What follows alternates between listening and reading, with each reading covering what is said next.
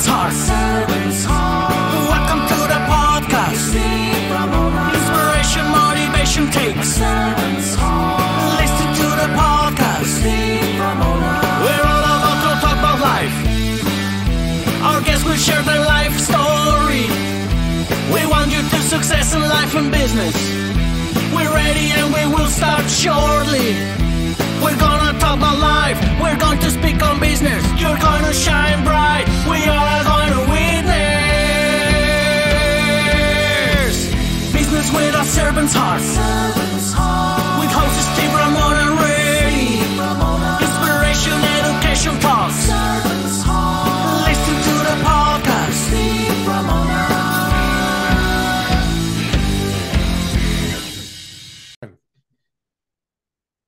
Welcome, everyone, to Doing Business with a Servant's Heart podcast. I'm your host, Steve Ramona. I am so thrilled to have you join us today. This is going to be part two, which I love doing, bringing back my guest to talk more about future and finances and leadership and all that great stuff that we all need to know. This podcast is dedicated to exploring the idea of doing business and living life with a purpose. We believe when we approach our work and our lives with a servant's heart, we can truly make a difference. We created this show for you because we want everyone to be motivated, inspired, and educated to make an impact in your world. Now, when you're listening to my guest today, you're going to be blown away. So get your pad and paper out. Think about how you're going to serve today and what impact you're going to create today.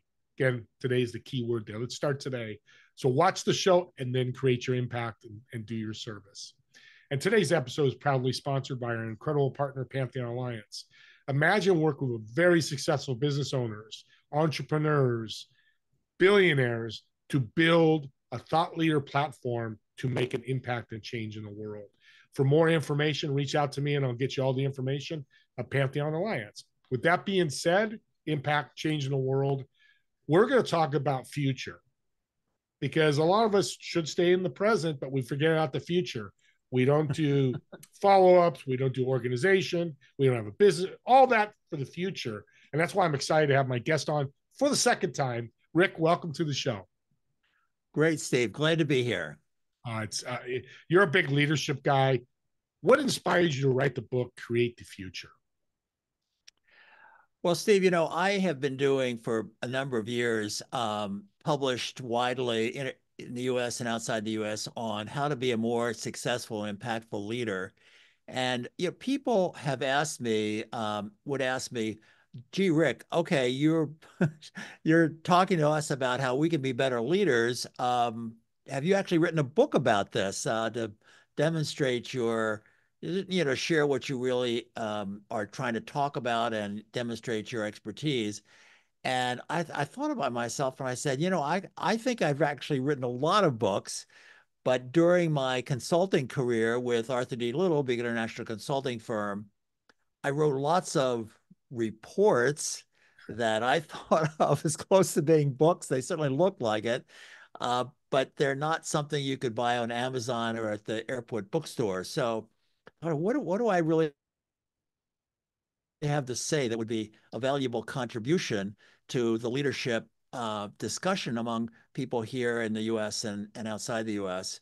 As I thought about it, I realized that the work that people actually, that companies were actually hiring me to do usually was not some very esoteric research into some element of their business or company, but really for guidance on how they make important decisions. What's the process that you go through? And they usually didn't think about it that way themselves, but what they're really looking for is, I have an opportunity or I face a great threat.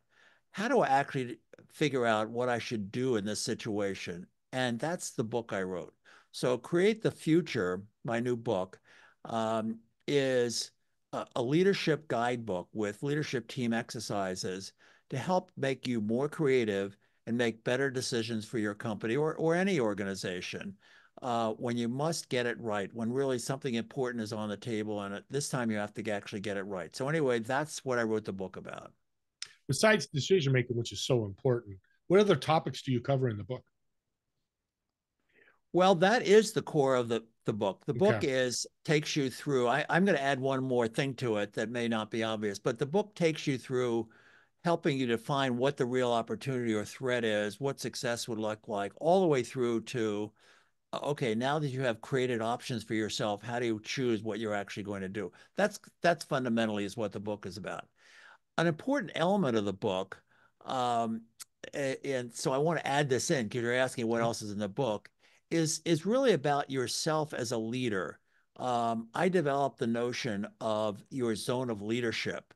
Where are you as a leader or in a professional anyway, likely to be most successful and most happy? So the concept of your zone of leadership, the places where you're most impactful as the professional doing your work, and also what you're passionate about. The overlap of those two spaces, the sort of Venn diagram overlap of those two places is your zone of leadership. And that's where when you're in a job that's in your zone of leadership, you are the right person for the job, and also that's the right job for you. Anyway, so that's also in the book, which is kind of not getting the headlines here as the book comes out, but that's an important contribution that I think I've made to our own personal development that's also in the book. Yeah, powerful, powerful, powerful. What's your definition of servant leadership? Definition of the servant leadership. I, you know, you're asking a question in a terminology I don't use in the book, but is fundamental to the concept in the book. And I'm really glad you Mm, brought it up. I say that successful leaders are both decisive, meaning they're prepared to make decisions, and they're also vulnerable. Vulnerable means that they are open to different points of view, to learning about different life experiences. They're open to being challenged on the way they're thinking by trusted advisors. If you are both decisive and vulnerable, you're more likely to be a successful lead. You will be a more successful leader.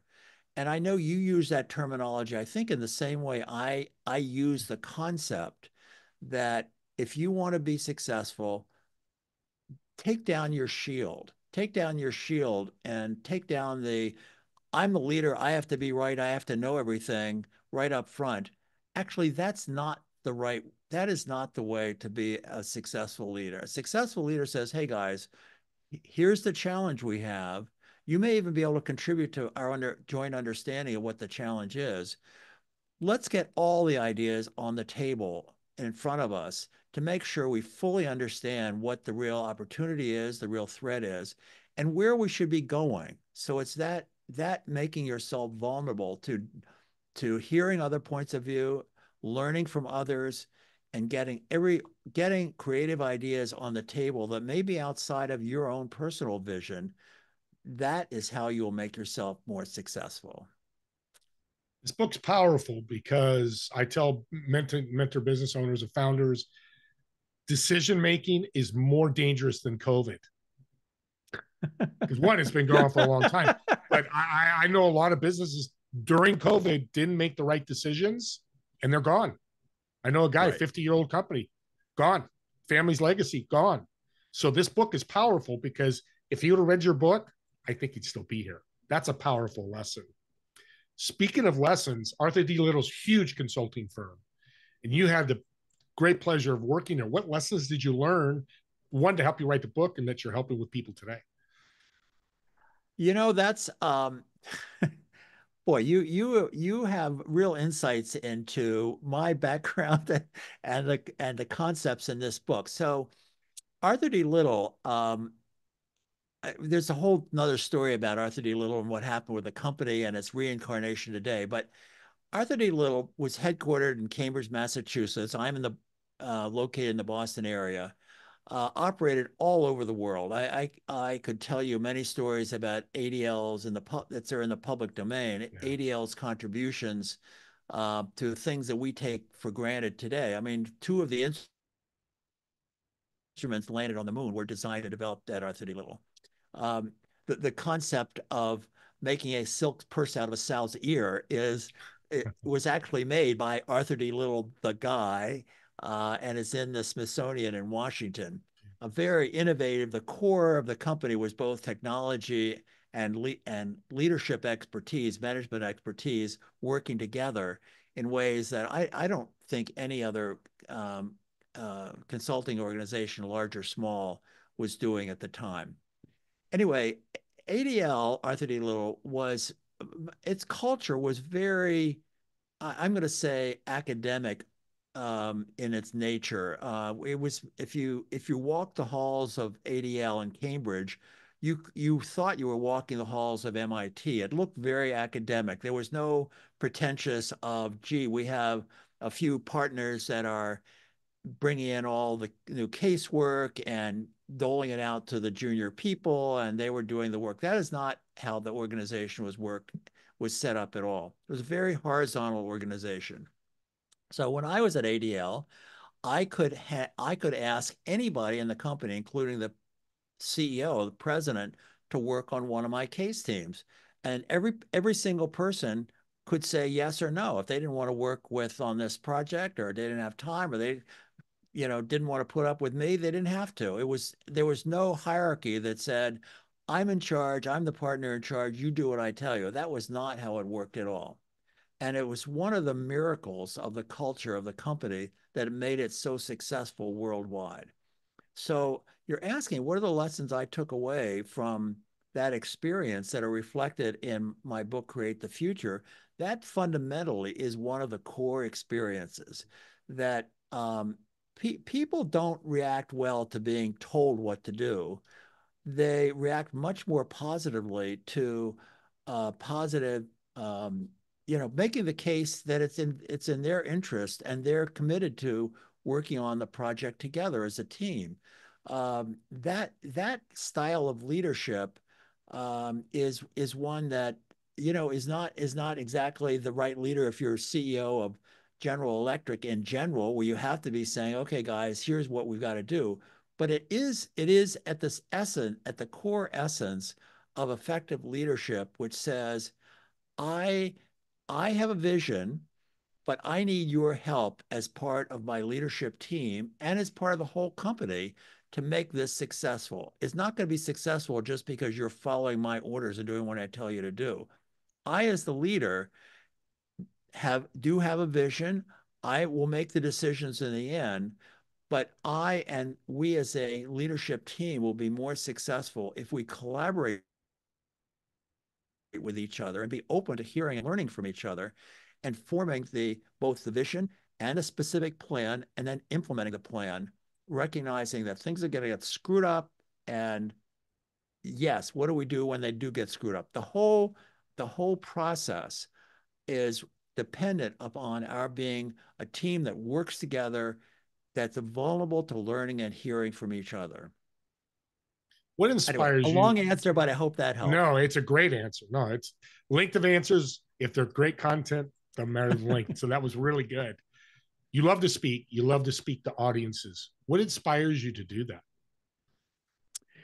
Well, I do a lot of public and private speaking, and over the years, okay, so from the beginning, I've always been one of these people, for better or worse.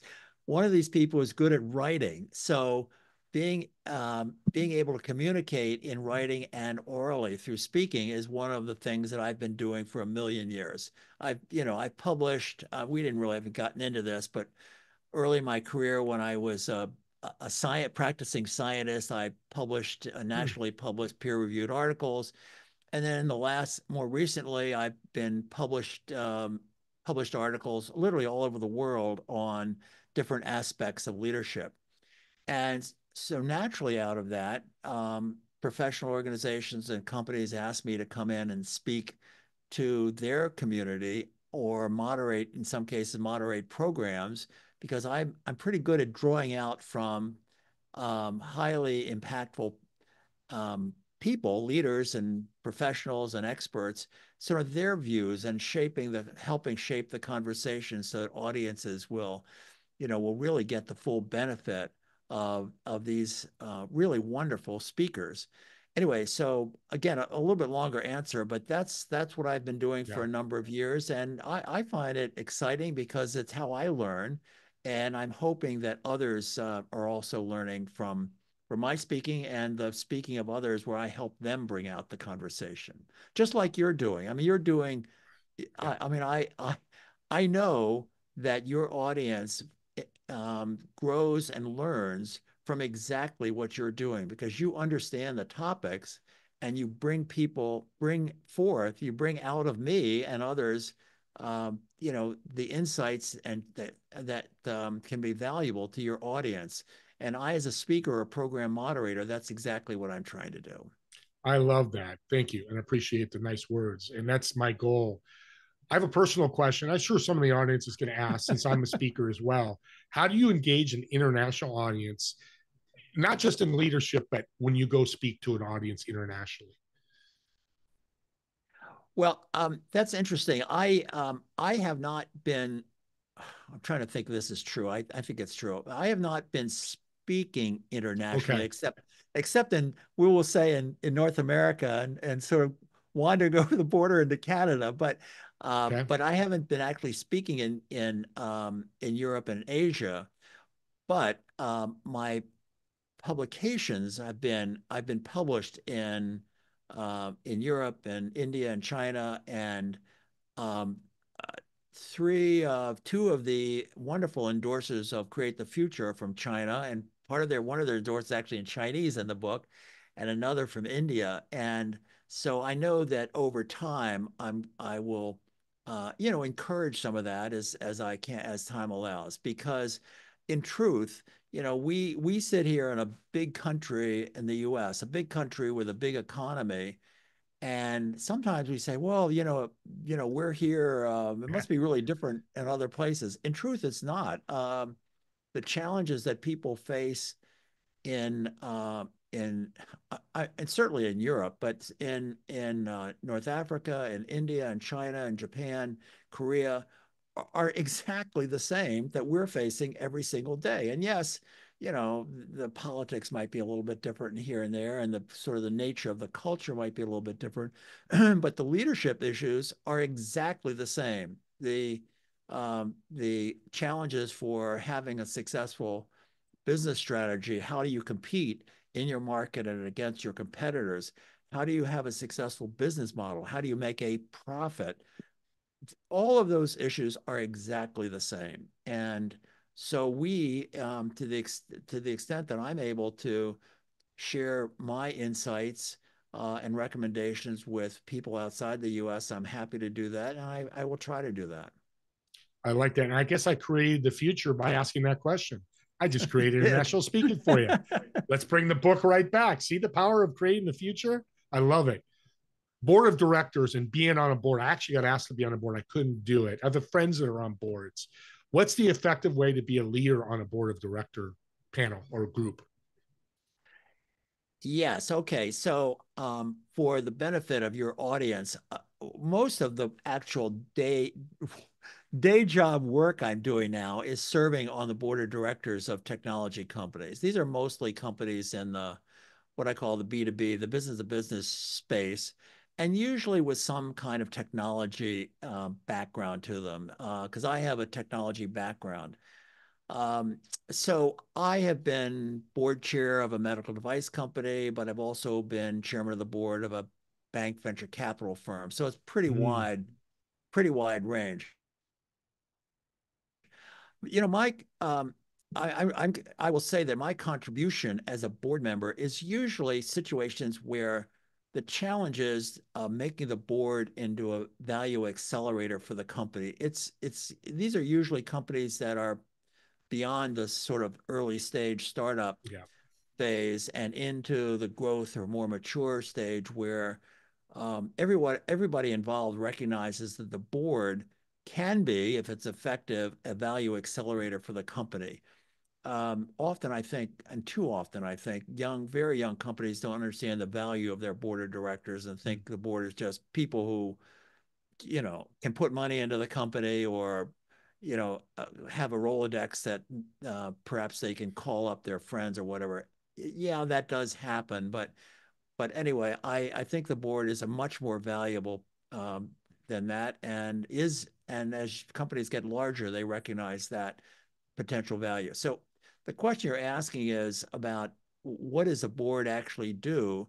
The board is helping, in the senior leadership, the CEO is often the one that has to formulate the primary vision, but the board is the one who has to approve the vision for the company, the strategy for the company. The board is the one who sets expectations and reviews progress. The board is certainly the center for governance and making sure that the company as a whole is operating within the proper governance for wherever it is, a state or country, and also particularly provides review and performance review and sets expectations for the CEO in particular, the senior leadership. What is that person, he or she, going to do over the next year, and have they done what they said they were going to do? So I've written about the board as both the boss and the coach, wearing two different hats, and having to be very explicit that they are playing both of those roles at the same time, and they can do that if they're smart about it and effective about it. So anyway, I mean, I could go on a lot about the boards because board service is an important thing that I have been doing for a number of years. In fact, I sit on the National Board of Directors of what's called the Private Directors Association, PDA, the Professional Association of Directors of Private Companies, PDA. Anyway, so I sit on their National Board of Directors, and this is an important professional interest of mine, which is why I write about it and have been, it's made it as one of the focuses of my own professional practice. Yeah. Never asked that question before. I was excited to ask it, and I got a better answer than I thought I would. Because coaching and boss is, because that's what I now understand what the board is more so when I jump into, because I might be asked to be on another board.